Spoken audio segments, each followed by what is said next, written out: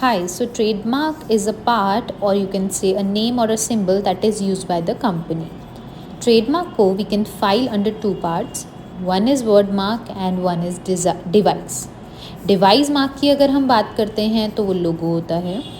Word mark की अगर हम बात करते हैं तो only characters are there.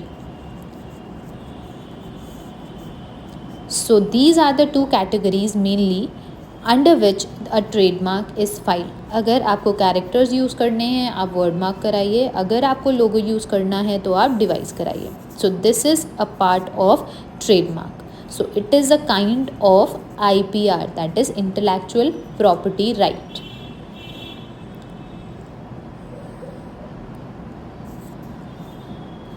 इसके बाद हम कुछ और टॉपिक्स पर डिस्कस करेंगे. अभी हम एक थोड़ा सा एग्जाम्पल पार्ट में डिस्कस करते हैं. अगर हम एक नेम लेते हैं ABC और अगर हमने इसको डिज़ाइन फॉर्म में बना दिया तो उस केस में किस में जाएगा, ये डिवाइस में. अगर नॉर्मल कर रहे हैं तो वो किस केस में जाएगा, वर्ड मार्क में.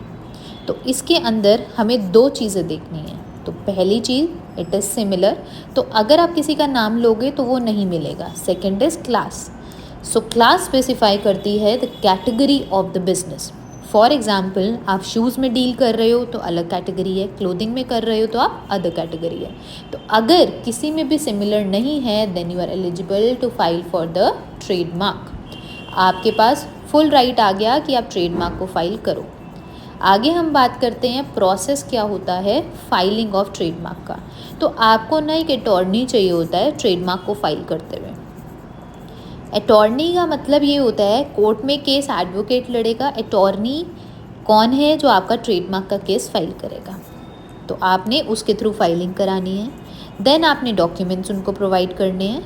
डॉक्यूमेंट्स में क्या क्या चीज़ें चाहिए, तो सबसे पहले हम बात करते हैं कंपनी के डॉक्यूमेंट्स की. तो कंपनी आपकी जिस भी टाइप की है उस टाइप के आप डॉक्यूमेंट्स दे सकते हो और उसके बाद ओनर के डॉक्यूमेंट्स दोगे आप.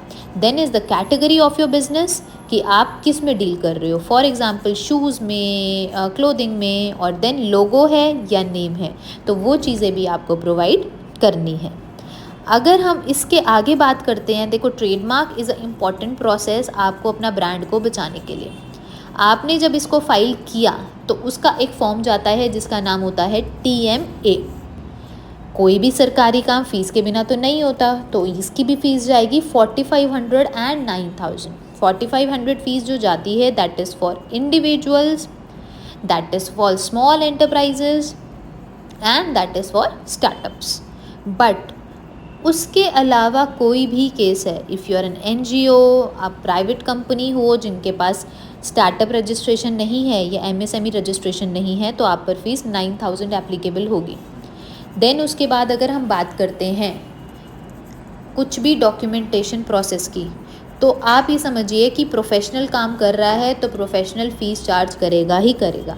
Thank you so much for watching our video. I hope ये डिटेल्स आपको समझ आई होंगी. एंड अगर कुछ भी प्रॉब्लम, कुछ भी पार्ट समझ आता है, कुछ भी क्वेरीज है, तो you can subscribe to our channel. Business करो, your success is a business.